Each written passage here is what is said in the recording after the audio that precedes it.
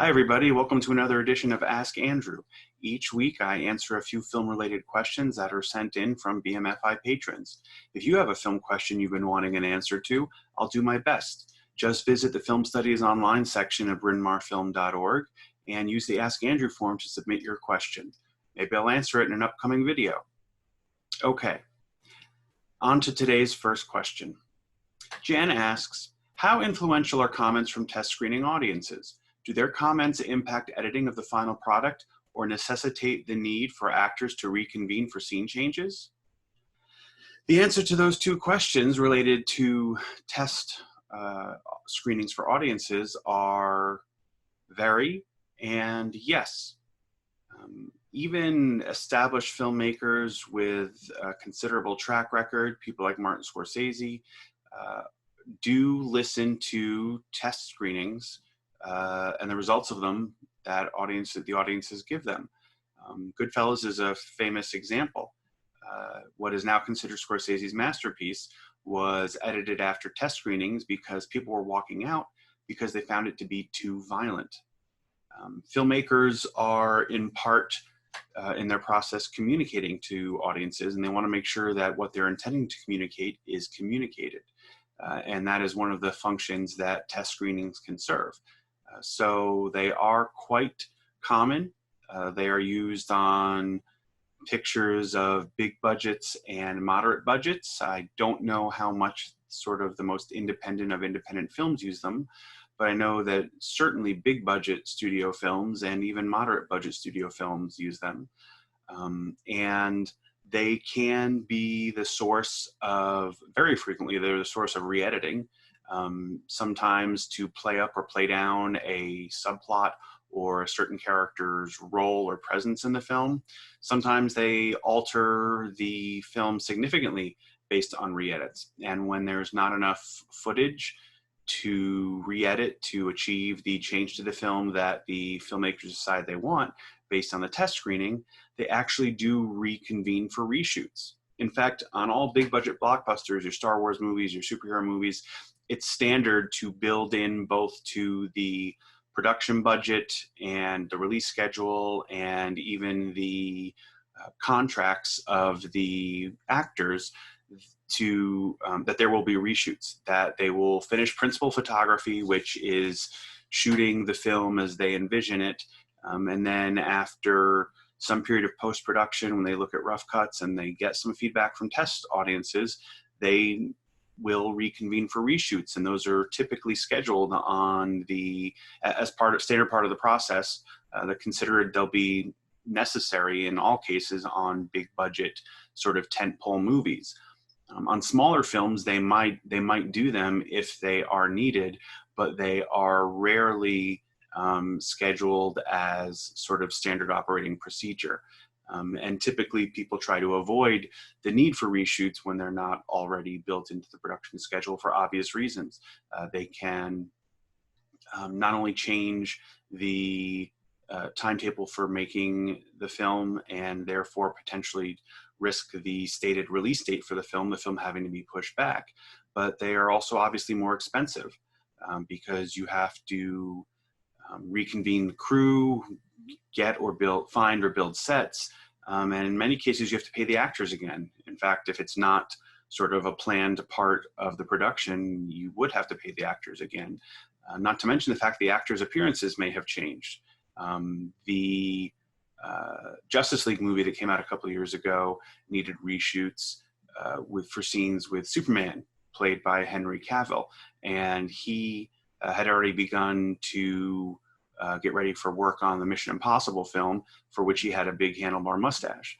Superman doesn't have a handlebar mustache. So they shot the reshoots with Cavill having the mustache, and then they had to digitally edit out the mustache in every shot that he was in that they used for the reshoots. So it could be a very expensive and challenging process, but it is done. In addition, sometimes reshoots are needed for other reasons. Some of you probably know that there was a film about the Getty kidnapping and the Getty family called All the Money in the World that came out a few years ago that Kevin Spacey was in, playing the elder and wealthy Getty.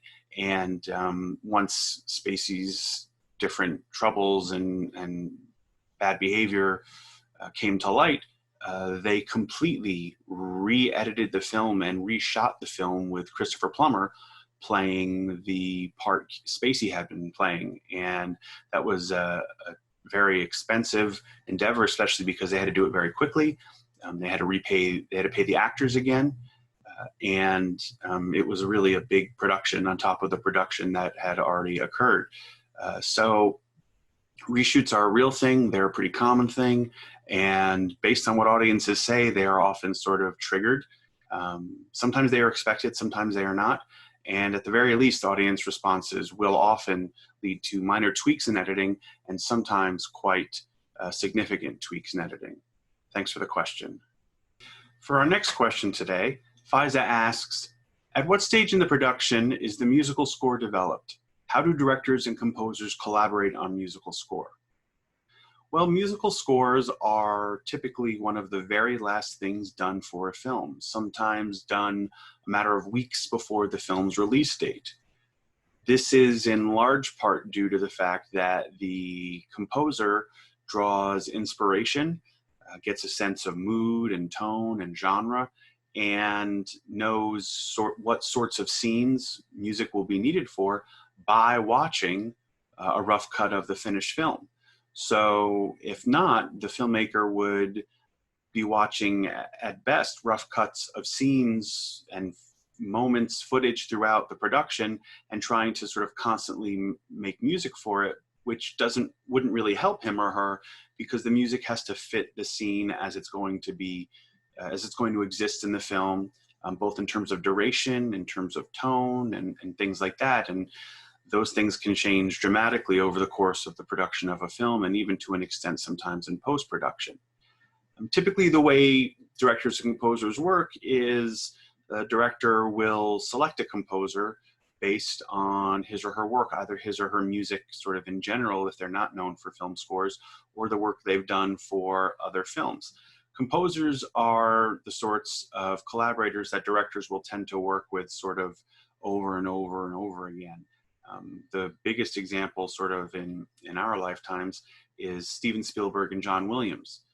But you can also see James Cameron and James Horner. You can also see Christopher Nolan and Hans Zimmer, and J.J. Abrams and Michael Giacchino are all examples that come to mind. And at that point, certainly with John Williams and Steven Spielberg, they have a certain shorthand. They know what each other prefers and how each other likes to work. So it really is one of the relationships in a film production that benefits a great deal from a long-term collaboration and the ability of the two people to sort of know each other, because in some sense they're speaking two different languages. Certainly composers don't necessarily know the language of filmmaking or that directors use, and directors rarely are knowledgeable enough about music to speak to a composer in his or her language. So they have to find a way to sort of communicate on their own terms and sort of neutral ground. And that's why these collaborations, I think, tend to last for a very long time.